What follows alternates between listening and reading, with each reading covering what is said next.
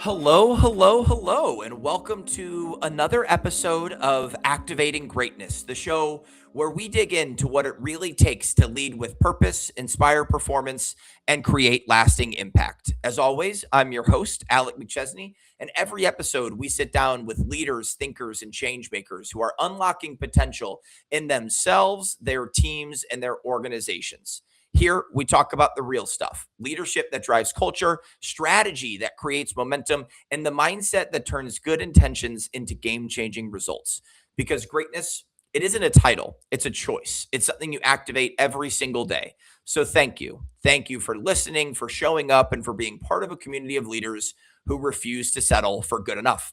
Now, let's dive in and meet today's incredible guest. Today's guest is Tom Wilson, the Chief Commercial Officer at AmbioPharm, one of the world's leading peptide CDMOs. He came up in the life sciences industry in an era of top-down hierarchical leadership and spent the better part of his career figuring out a different way.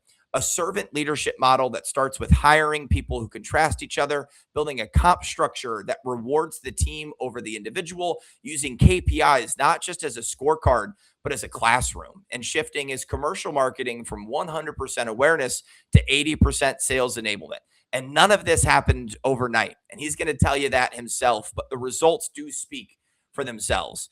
That's really what we're going to talk about today, Tom. We're going to talk about commercial teams. We're going to talk about building the team in general, servant leadership, intentional hiring. And I'm really excited to dive into some of those KPIs and metrics on how we can stay the course when transformation takes a little bit longer than we want to. And everybody that listens to the Activating Greatness podcast knows that I'm already excited. I want to start grilling you with one bad podcast question to the next. But before we do that, Tom, welcome and thank you for joining us here on the Activating Greatness show. And maybe for those who aren't familiar with Tom Wilson yet, if you want to introduce yourself a bit further. That's great. Thanks, Alec. I really appreciate being here. Any opportunity to talk about leadership just lights my fire. It's a passion, right? And people deserve good leaders. And I think that's really critical, right? So, hi, I'm Tom Wilson. I've been in the life sciences space for goodness about 35 years now. I came here after I left the United States Air Force, where I served for 10 years. But then when I got here, I started out in manufacturing. So I am a true knuckle dragging production guy. Started out as a frontline supervisor in a plant. It was what in the United States at that time they used to call the 10 sisters. So there Mm, were 10 mega plants in the United States, and I was lucky enough to start in one of them. And what was really great about that was you would rotate through uh, different job areas, right? Different leadership opportunities. And that really gave me a chance not just to learn the different parts of small molecule manufacturing, but different business sectors, different business objectives, and working with a lot of different teams that had different cultures, right? And really trying to understand how they do that. So from there, I moved up the leadership ladder, eventually running departments, running shift floors, running plants, running multi-plant networks. And it's been a great journey, right? And I think what was really cool was I had a chance to stay with the same company for 32 years. The name out front kept changing, right? When I started, it was called Airst Laboratories. It became Wyeth Airst, which became Wyeth, which became Pfizer. So it's been just a tremendous journey, but a lot of different people, a lot of different cultures, and a real chance to really not just get to know the people that I work with, but really get to know myself as well. whew. Tom, I can tell you started it off by saying that this conversation in general lights you up, and I'm already we're 3 minutes in. I'm ready to run through a brick wall because your answer, even in your introduction, is why I love the Activating Greatness podcast and why I've loved the 30 plus interviews that we've already done. Leadership looks different for so many individuals, and you come up through the Air Force and then you're on the floor and you have these different roles, but you tied it back to people need good leaders. And you use the word people a handful of times, you use the word culture a handful of times. And no matter what era of work you've lived within, leadership has always been first and foremost what makes an individual successful, what makes a team successful, and ultimately what can make an organization successful. But leadership has changed over the course of these 35 years that you've been in the life sciences. And this concept of servant leadership that we talked about in the prep call is one that you hear in pockets, and sometimes you hear it when somebody says, oh yeah, servant leadership, and then you hear it from another person where it's like, no, I believe this. It's not just a philosophy, it's how I live on a day-to-day basis. It's how I serve my team. It's how I manage down, manage up, manage across. I'm curious, just in the seat that you have been in and the different roles that you've played, was there a moment or an experience or something in your upbringing where you were like, hey, this servant leadership, this is real. This is something that is going to allow me to build teams more effectively. And it's something that when I get the next role or when I get this team that I need to implement? Or has it just always been a way of life? I know that's a kind of a vague question as we get started, but I'm curious, through that background, what's really led to the philosophies that you stick to so strongly today? So it's a great question, right? Because it's, was it a conscious decision one day that I woke up and went that direction, or did it evolve? I'd love to say it was a conscious decision because I've always been fascinated by leadership, but it wasn't. Right. So it was an evolution. Yeah. When I started at the plant in New York, very hierarchical, right? It was the early 90s, but it still had that, what we would call today that madmen mentality, Yeah. right? The boss is the boss is always right. We have to make sure that we don't disappoint the boss. We got to make the boss happy. His word is, it's like tablets coming down from on high. Yeah, no, no. I mean, they put their pants on one leg at a time, just like the rest of us. Yeah. Um, and that was something that the military had instilled in us, right? So in the military, there was always what they called commander's intent, right? Mm, And with commander's intent, it was they didn't your superior officers didn't tell you exactly how to tackle a mission. They would tell you the objective of the mission and mm, general parameters, general rules that you had to work according to. But then you were expected to find a way to deliver the mission, right? And I think that's the way I saw manufacturing, right? I had a mission to deliver, and it was, really trying to work that. Now, I was really lucky because when I got started, I was in the coding department. And, in solid oral dose, coding tablets is, even to this day, there's probably more art than science to it. And a lot of things go wrong all the time. So people avoided it like the plague because they didn't want to face the problems yeah. that were down there. Um, that I think is where the evolution really got started with me. The operators knew what they were doing. The operators had seen all these things happen over time. The operators kind of knew something was going wrong intuitively before it actually went wrong.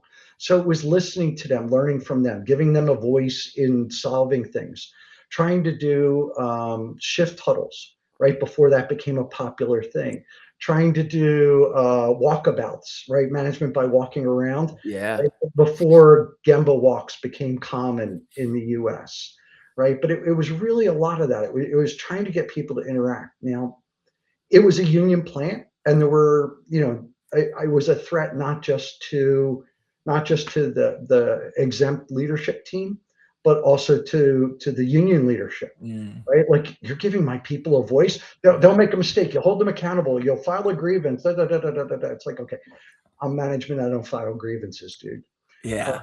But really, I think that's where it got started. And then the more I moved up, the more I realized that I definitely didn't know it all, right? Mm, I was counting on people that had expertise, right? And trying to give them a chance to have a voice and give them the opportunity to share what they know. And, I had another boss later in my career that said something insightful that I didn't realize I was doing.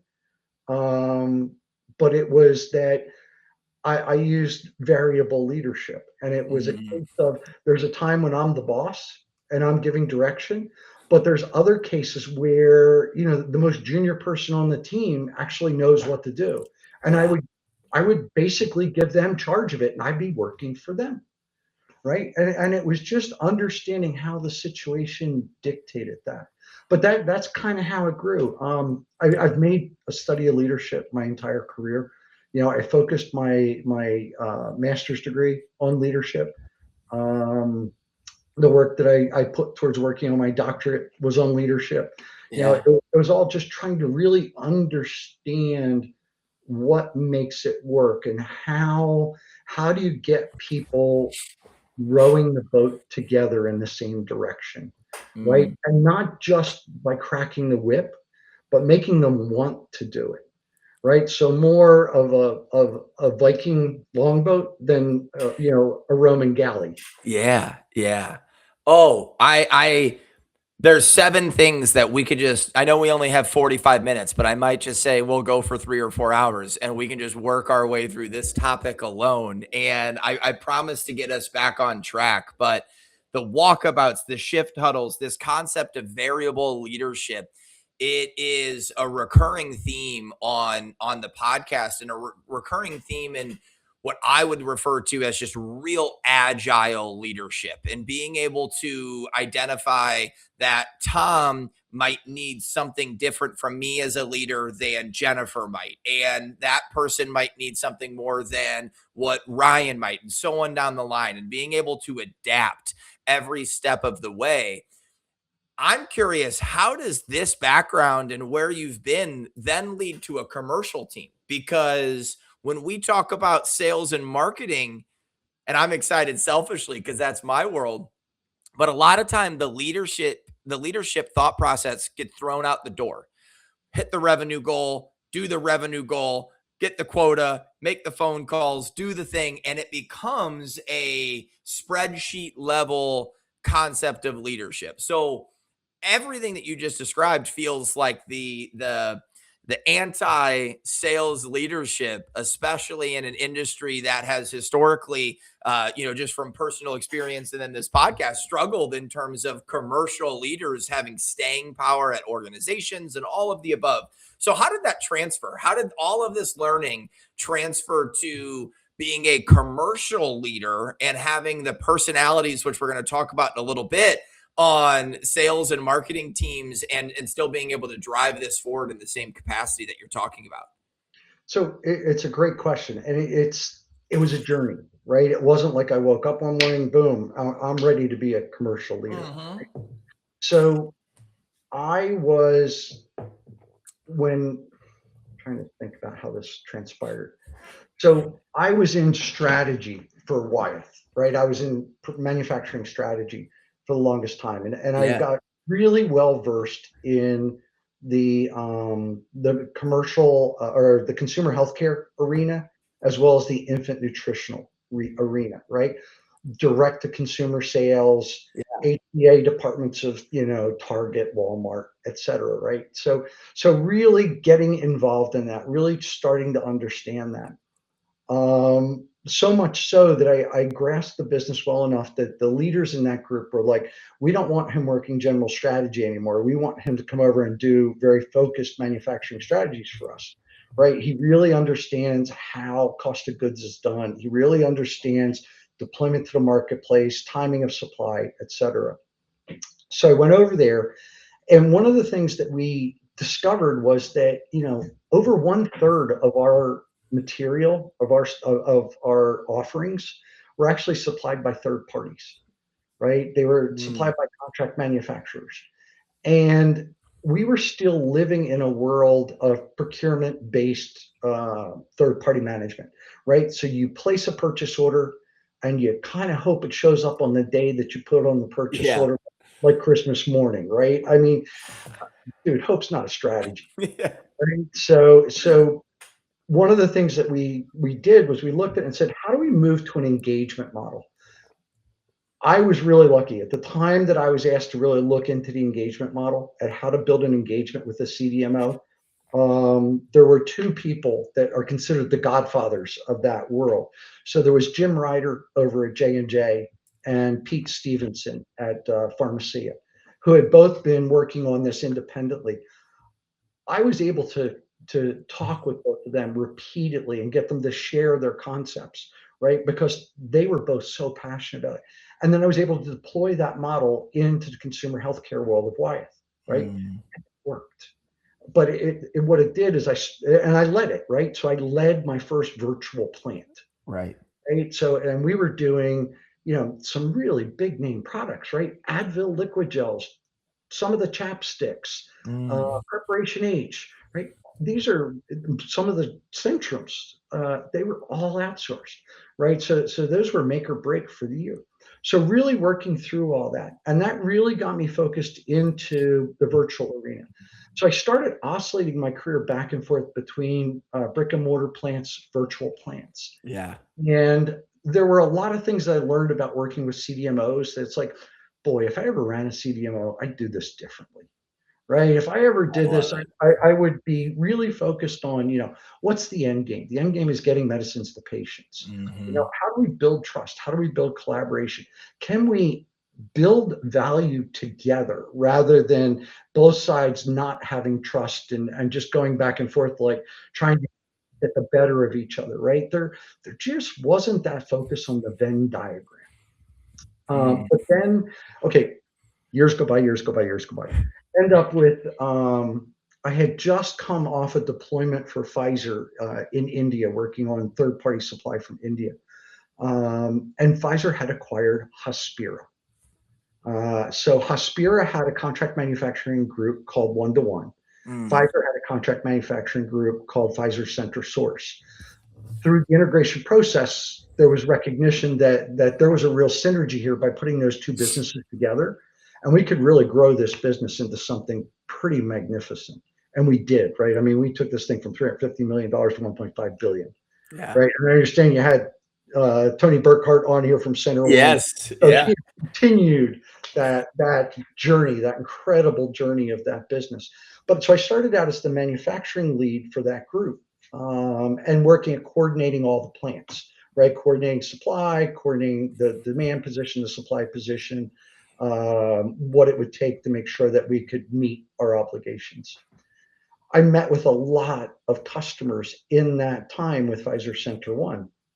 And I had the opportunity to really speak to manufacturing and really express my passion for manufacturing, my passion for what we do, and most especially my passion for getting medicines to patients, right? I mean, dude, there are easier ways to make money than working in pharma. You've got to have a higher calling in pharma. My higher calling is patients. And I'm sure that 95% of us or more. That's why we're here, right? Otherwise, why would we put up with some of the silliness that we put up with? Yeah. But so when I was dealing with the customers, more and more leadership was looking and saying, Tom, you're being wasted in manufacturing. We want you to step over here into the commercial leadership role and really try it's not just enough to have a commercial vision and a commercial concept, but you got to have the right people involved. And I was just so blessed to be able to build something out. So I had an HR partner at that time, fantastic HR person. But we sat down and defined what we were looking for in the perfect team. And it was, I didn't want a whole bunch of mini-mes, right? Yep. And I sure as heck didn't want a hierarchical construct. So we really looked at how do we define success in this space, and we tried to look at it from multiple dimensions, right? Certainly there's the technical skills, right? And we had offerings in small molecule API, we had offerings in mammalian biotech and solid oral dose and sterile injectable. So I needed people who had specialties in those technical areas, right, with that technology. But the other thing I wanted was people that could backstop one another, people that could really help one another and fill in each other's blind spots. So Mm. what we leveraged was the Herman Brain process. Yeah. Right. And you can use Herman Brain, you can use DISC. I mean, there's a lot of different ways, but to really try and identify people's comfort areas and try and get people who are very numerically driven, people are very process driven, people are very people driven, people are very strategic intent driven, but try and bring all of that together as well and just create a broader dynamic that we had a culture that was one not just of setting an objective and chasing it, which we did, but also having a culture where we had to trust each other because everybody brought something different to the table, Yeah. and collectively, that's where the power was. Mm. I feel I'm no longer on a podcast, and I'm just listening and I mean, my notebook is full. This is selfishly why I love the podcast, because I get to learn from individuals like you, Tom. I think the big thing for me as you were walking through that answer and going back to this evolution or transition from manufacturing into commercial, especially, was well, one, revenue is a team game, right? And we have to work together in order to reach that goal, which we're going to talk a little bit more about. You mentioned DISC, and Herman, we do DISC with the birds. That's what our founder created. So I've got my parrot and my eagle here, and I am, I'm a lot. I'm hosting a podcast. The way that I handle a project is going to be different than somebody who is an owl, who is process driven, and we have to be able to work and flex on each other's muscles in order to be able to do that.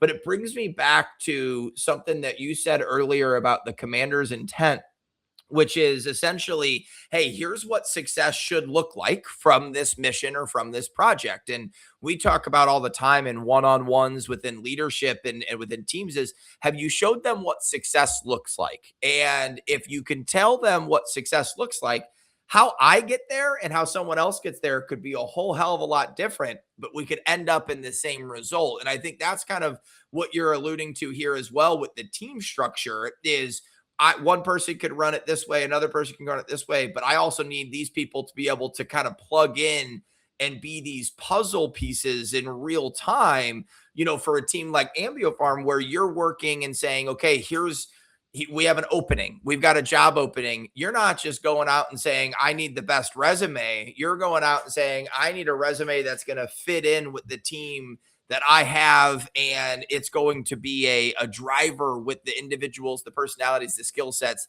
that we already have in place as well. And now I'm thinking you're a general manager for a sports team, and we're going position by position, and you start to think about it in that perspective. So you've got me. I don't even have a follow-up question to all of that. I'm just like taking all of my notes, but any added comment that you have to my response there, Tom? Yeah, I love your analogy of manager of a sports team. That's probably the best description I've heard of it to date. So I'm going to steal that. Yeah, absolutely. Please. But you talked about, going from the resume to understanding the culture. We've taken that to heart, right? So what we've done here, and it's similar to what I did back in Pfizer Center One as well, is that when we get people's resumes, we're doing a technical evaluation of the resumes, right? And then we'll do an initial contact and really try and verify that technical prowess. But the interview process that we challenge folks with is actually not designed to test their technical prowess. We figure, okay, that's the ticket at the gate, right? You want to get on stakes. All of our queries, our explorations with people through the various rounds of interviewing are really all culturally driven, right? Yeah. It's creating scenarios and how do you behave. It's asking people, tell me a time when something went horribly wrong and how did you handle it, right? I need people that won't be shy under fire, right? They've got to be able to stand up, right? I mean, sales rep, when does the sales start? The sales starts with the word no, right? If you never heard the word no, you really didn't make a sale. You just collected a PO. Yeah. right? It's so really we explore in a very detailed Love it. way the cultural assessment. We also do at least one panel set on culture, Mm. and when we pick the panel members, we make sure that the panel members are different parts of the disc construct, Oh, I right? We love that. don't want people with the same viewpoint Yeah. because we want to bring people in. Again, we want to make sure that they come together as puzzle pieces, as you said earlier.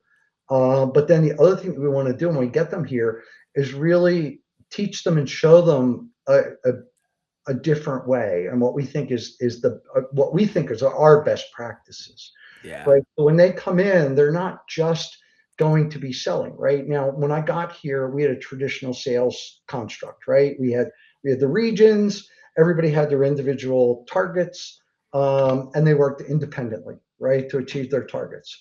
There was no cross collaboration.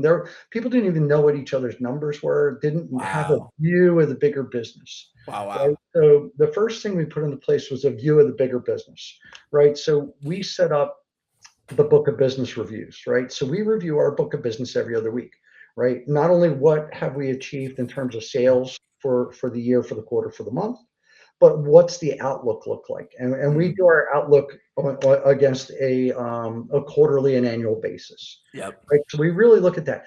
But everybody participates in that. So everybody gets to hear things and gets to see how each other are tackling it. And it's not just the sales reps that I bring to that table. Our marketing leader comes to the table for that. Our finance leaders come to the table for that because they can help build their forecasts and get insight Mhm. into what the probability of success looks like. Our program managers come to the table because they're the ones that are handling the actual hands-on execution Yeah. of the business, and releasing the SOWs, releasing the invoices, trying to make sure they've got all the pieces together. So everybody knows where the business is at any given time. So Mhm. that was step one, right? Really trying to get that in place. The next step that we did was, again, everybody's working independently. Then we went to a global monthly all hands meeting, town hall, whatever you want to call it. Yeah. Um, and again, hadn't been done, right? So we wanted to really do that. We wanted to bring people together and make sure that we were sharing best practices, sharing insights and learnings, and most importantly, celebrating each other's successes, right? I mean, when I started it, had a fantastic learning after the first time we did it. We'd run out of time, and we had to really truncate the celebration at the end. And Yeah. it's like, I'll be doggoned if we're gonna truncate celebration. We need Right. celebration all the way to the front of the meeting. We Yeah. celebrate at the Set the very tone. beginning of the meeting, Oh, I right? love it. And then what we do is we get into the KPIs for the business, right? So we look at what the KPIs are. Our CRM is Salesforce. Salesforce is a remarkable tool, right? I've been lucky to work with it in several different instances now. But we draw down KPIs out of Salesforce, but we don't measure things just to measure them. What we're trying Mhm. to do is measure them to understand the health of the business and make sure that we're on the right trajectory. So we use the KPIs not as a scorecard as most people do. We actually use it as a trending tool and a learning tool. And Yeah. what we've been able to do with that is teach the reps, teach the PMs, teach everybody involved. Look, this is what these metrics mean over time. Yeah, sure. You Mhm. saw the revenue goals. You see the revenue goals all the time in the book of business. But let's talk about some of the other things, like how many new RFPs are dropping from new customers? How many Yeah. new RFPs from existing customers? How many RFPs to extend programs, right? What is the health factor of that, right? And Yeah. helping people understand you need new clients, new programs to maintain the health of your business, to maintain your pipeline.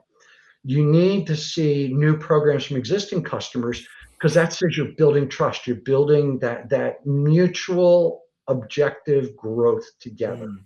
right? They're trusting you not just with one of their babies.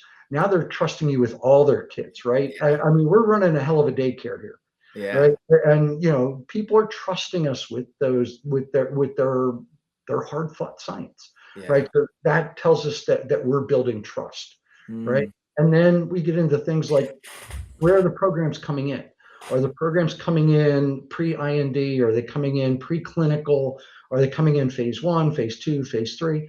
When I got here, we had a whole bunch of stuff pre-IND, right? And most of those programs die out really quickly. And Right. you pour a ton of resources into it. And generally, you take a loss there. And people didn't realize that, right? So it's like, you want to be picking up phase 2B, Right. phase 3, right? That's where you want to pick up, because they've already gone through the really hard parts of clinics. Now, yeah, things still fail in phase 3, but they have a higher probability of success in phase 3 than they have in phase 1, Yeah. right? So showing people how those metrics play to the health of a CDMO business, right? And how that all comes together, right? So those are just several examples of how we look at it and how we parse the numbers. So, what was the response, right? So you come in and all of this sounds amazing and but there is cultural shift here. This is change of how we talk about success, how we measure it, how we manage it. And I opened with this in the introduction is, this is not overnight. This is, we're going to build it and we're going to start to report on it. And there's going to be a bump or two in the road as we go through this process.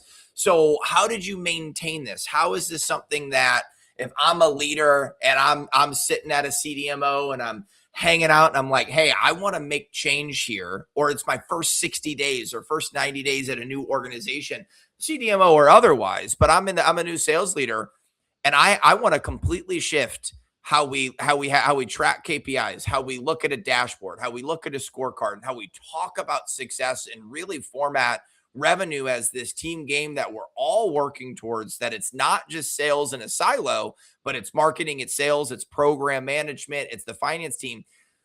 I mean, what's the level of confidence that you're offering? What would you say to this individual who's just getting started about how this process takes and what resistance they might get, how to overcome some of that resistance and really trust the process, if you will, on building this for that organization?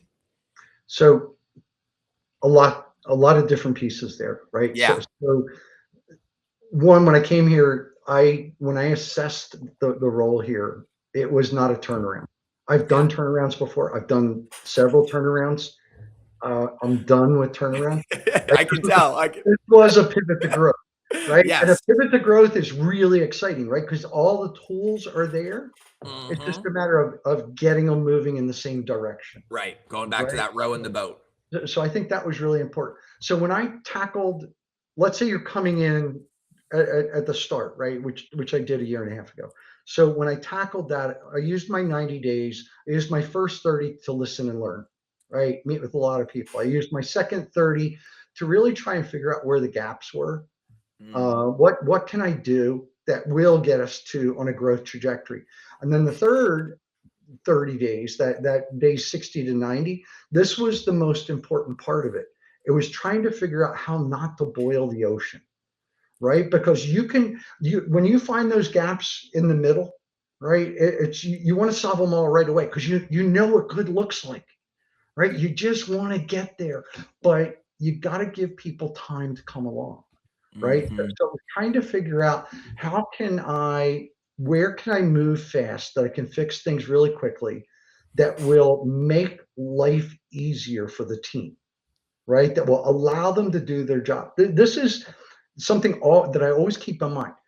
People want to do well. It sounds simple, but people want to do well. You've got to give them space to do things well. So when I laid out the game plan, I came up with what I called Jumpstart, right? Which was the things I wanted to do after I hit the 90-day mark and went before my C-suite partners, went before the board to outline for them what I was doing.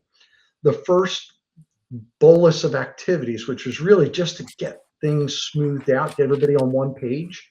That was what I called Jumpstart, Yeah. right? And that was really just getting certain things in place, right?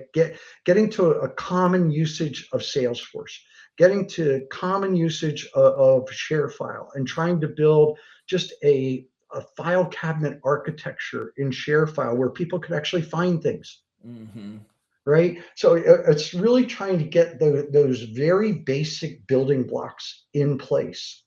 And then from there, it was the next phase was really starting to move towards what does it take for sales and PM to be successful.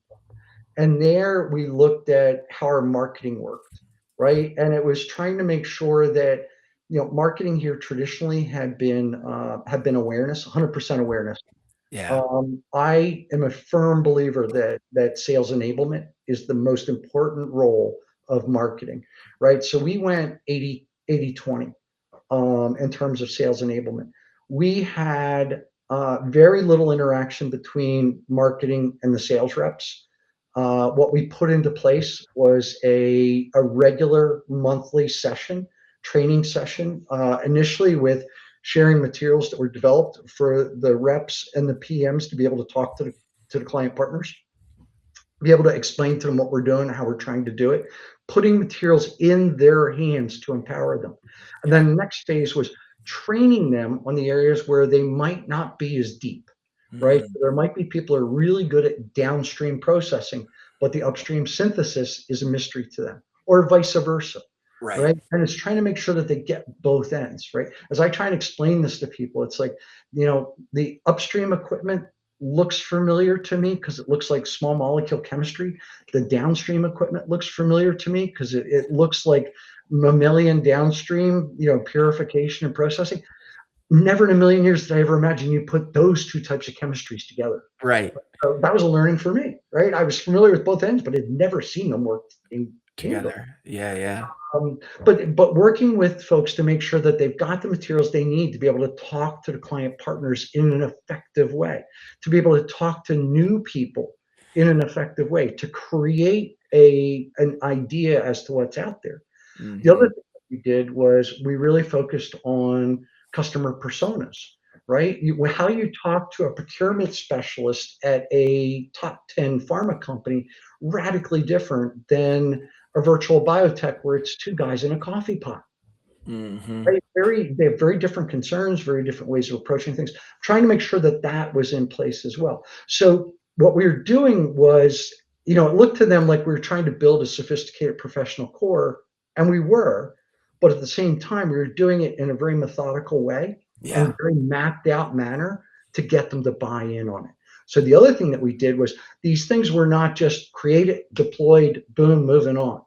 We would build tiger teams for each Oh, one of the efforts yeah. and ask for volunteers for the tiger teams. The first set of tiger teams, limited number of volunteers, right? Because it's like, what is he talking about? What did Yeah. you do? But the ones that got involved had a huge voice in what they were doing, and they got to teach everybody else what they put into place, right? So then the next set of tiger teams, oh boy, the hands went up Yeah. because they have a voice, they have the ability to help craft what this is going to look like. So again, we would lay out commander's intent. Here's what we need to get to. Here's what the end goal looks like. Here's what the charter says that Need your to do. deliverable is. Yeah. How to get to the deliverable? Well, tell me how you want to get there. Yeah. It allows to create some accountability and capability across the team that you can continue to come back to as well. Yep. And then the Whew. thing to win people over was data. Right. So again, it's going back, pulling that data out of Salesforce, pulling Yep. the data out of the finance systems, and just saying, okay, I had people that were really focused on if we don't win people pre-IND and preclinical, then they're never going to come to us because they're going to go to a Bakken, they're going to go Yep. to Corden, they're going to go to polypeptide, right? Yep. And they're going to stay there forever, Yeah. right? And it's like it's not actually how the business works. Right. But I had to show them. It's like, all right, let's look at the fail rate of all these programs. Let's look at how much money we invested in these Yeah. versus how much they paid. And lo and behold, we're just break even. Now let's look at the phase 2 stuff. Let's look Hmm. at the investment. Let's look at the return. Let's look at phase 3. And the more they saw the numbers coming out of those KPIs, the more it's like, oh, Speaks but for you gotta itself. get there. Yeah. Yeah. Well, you have to lay all of the foundation and then the data goes right on top of that. And it kind of, for lack of better terms, is the proof in the pudding.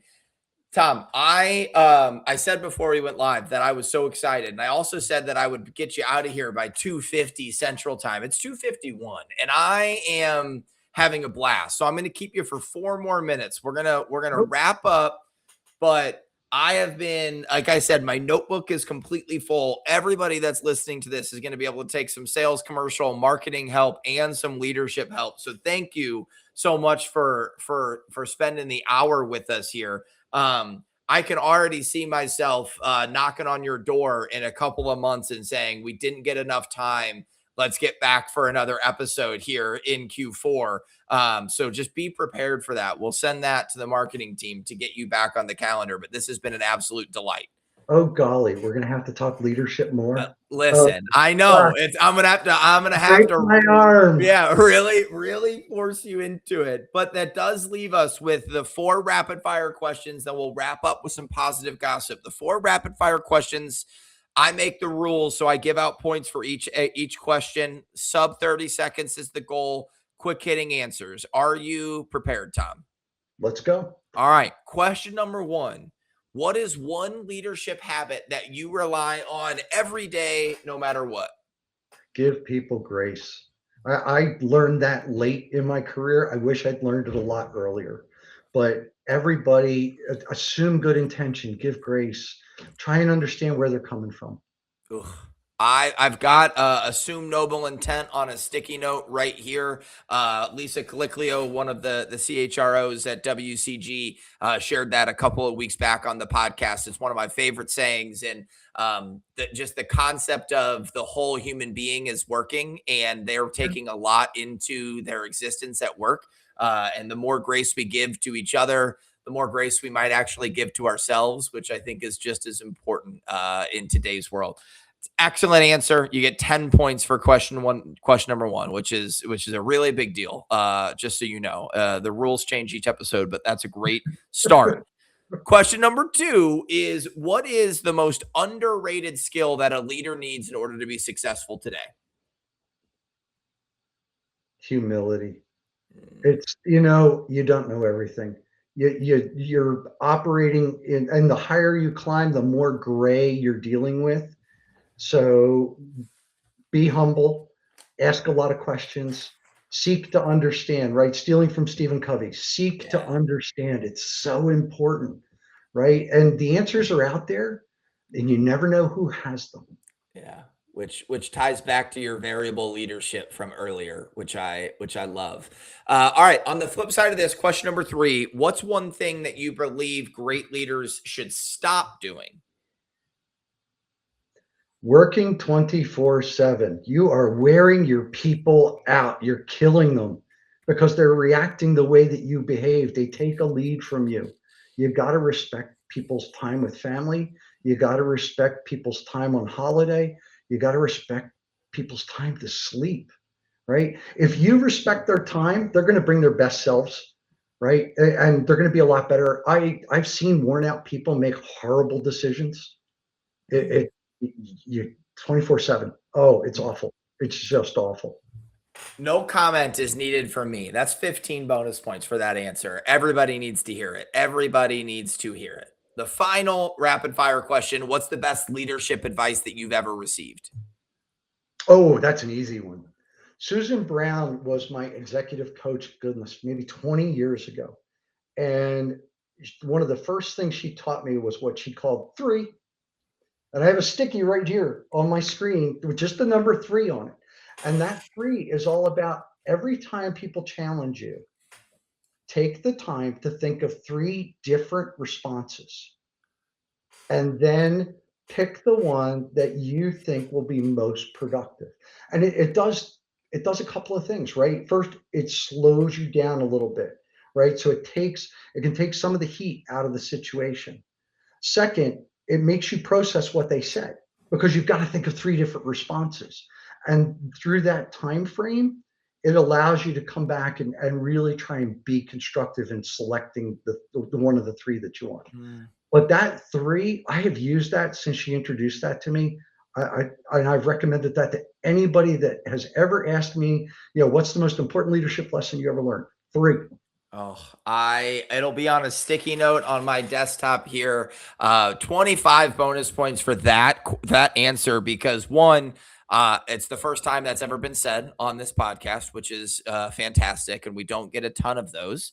Number two, as the executive coaching firm here at Velocity Advisory Group, we love a good shout out to executive coaching, and we're talking 20 plus years later that is still brought to the table. And number three, because I'm going to use that today. I'm going to use it tomorrow. I'm going to use it on a consistent basis. I can see it becoming very applicable. So that is the first time I've ever awarded more than 40 points on a given episode, which technically puts you in the front of the clubhouse. So you're on top of the leaderboard here, 35 episodes into the Activating Greatness podcast, which is a really big deal, Tom.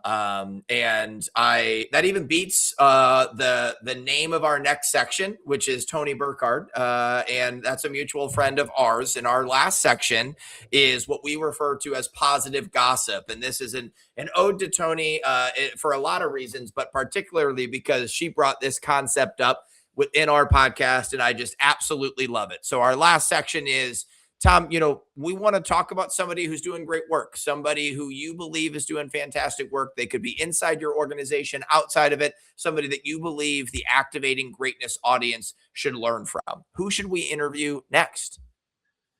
I would say one of the leader who pushed me to take the commercial role in Pfizer Center One. Her name's Joyelle Silva.